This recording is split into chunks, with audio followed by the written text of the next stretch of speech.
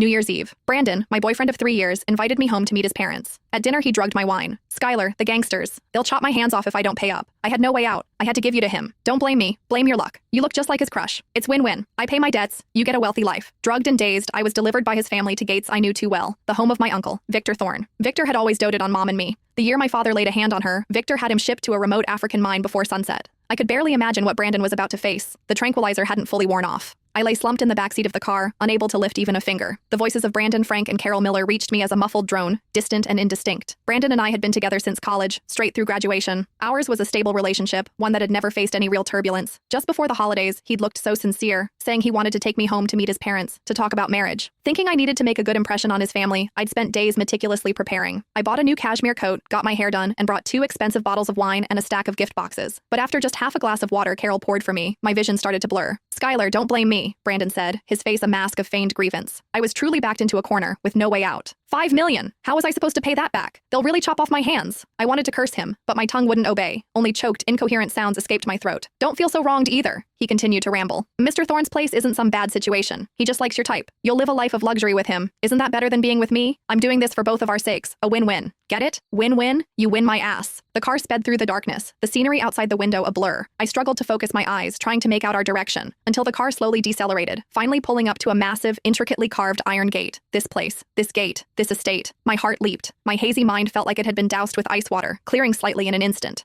No way. It couldn't be. Brandon and his mom dragged me out of the car, one on each side, practically pulling me across the front lawn of the estate. My cashmere coat was disheveled and torn. My heels were long gone. 2 straight-backed men stood by the door, watching us approach with expressionless faces. "Gentlemen, please inform Mr. Thorne. We truly couldn't raise the money, so we came up with a new way to settle the debt." Frank Miller bent at the waist, fawning over the men in black suits at the door. "We've brought Mr. Thorne a New Year's gift. He's definitely going to like it." One of the men shined a flashlight beam across my face. The light stung my eyes, making me squint. "Her?" His voice was flat. Yes, exactly. My son's girlfriend." Carol quickly chimed in, forcefully pulling my face straight. "See? Doesn't she look exactly like the woman Mr. Thorne commemorates every year? We specifically found out about that. And she's a dancer. Very graceful. She'll be attentive to his needs." My stomach lurched. The man was silent for a few seconds, then gestured to a subordinate nearby. "Go inform him." He turned back to us. "Whether it works out or not, I can't say. Just come inside and wait." "Thank you, sir. Thank you." Brandon nodded profusely, bowing repeatedly, as he dragged me towards the main house. By the time I was pulled into the parlor on the first floor, my legs had given out. I collapsed onto the cold floor. "Mr. Thorne is with a guest. Wait here," the man said, then left. As soon as the door closed, Brandon immediately crouched in front of me, a mix of anxiety and calculation on his face. "Skylar, help me out, just this once." He grabbed my shoulders and shook me. "When Mr. Thorne comes, just say you came willingly. Please, I won't look down on you. I promise I'll treat you well afterward." I stared at him, unable to make a sound. "Don't you dare stay silent." Carol also leaned in, her nails digging into my arm.